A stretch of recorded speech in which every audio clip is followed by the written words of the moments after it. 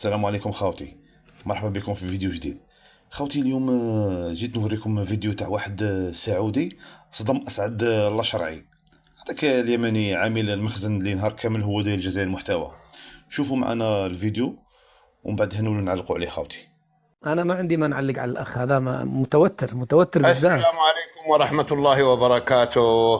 اهلا. ال- الأخ أسعد، أنا أكلمك من السعودية.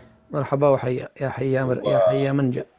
والله يبارك فيك. الحقيقة أرجو عدم مقاطعتي، وأحترم رأيي زي ما تحترم آراء الآخرين. أولا، عاش الشعب المغربي، وعاش الشعب التونسي، وعاش الشعب الجزائري. هؤلاء امتداد للعروبة والإسلام، ونفخر بهم جميعا.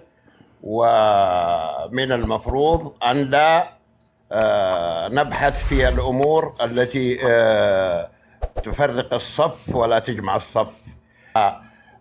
بالنسبة طالما الكلام عن الجزائر منبع الشرف والرجولة والشجاعة. هنا خاوتي الصدمة. اسعد الله شرعي هنا ما كانش يستنى هاد الرد من هاد السعودي، واللي يعرف اسعد الشرعي مليح. اسعد الشرعي كامل ما يحبش الناس اللي تمدح الجزائر، ما يحملهمش. بالعكس الناس اللي تمدح المغرب يعجبوا الحال ويخليهم يهضروا في خاطرهم. يا اسعد الله شرعي، الجزائر دايرتك القنطة. زيد كمل، واش باغي تقول؟ انت قلت عبارة بس احب استفسر عنها، ان انكم تعلمتم في الحليب، رضعوكم في السعودية انه الجزائر منبع الشرف. فين؟ في المناهج ولا في حكاوي الجدات ولا في مجالسكم ولا في الديوانيات ولا وين؟ والله رضعناها من أثداء أمهاتنا ونحن أطفال، اشهد الله. الجزائر قدمت 1.5 شهيد بس لتحرر نفسها من الجيش الفرنسي البغيض. الجزائر حفظت رغم امتداد الاحتلال أكثر من 100 سنة، إلا إنها لم تضيع دينها، ولم تضيع عروبتها، ولم تضيع تاريخها المجيد. أنا إذا مدحت الجزائر لا يعني أني لا أحب المغرب، أو لا يعني أني لا أحب تونس، أو لا يعني أني لا أحب اليمن، أو لا يعني أني لا أحب مصر. لا لا لا لا لا، هؤلاء قومي، ورفعتهم ترفعني، وشرفهم يشرفني.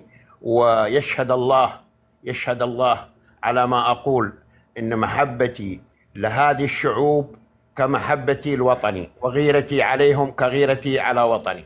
أرجو أخي أسعد، الله يرحم والديك ويرفع قدرك في الدارين، أن يكون اتجاه هذه المنصة، بما أنها مشهورة وتجمع الكثير من الأخوان من الدول العربية، أن يكون اتجاهها لغير هذا الاتجاه.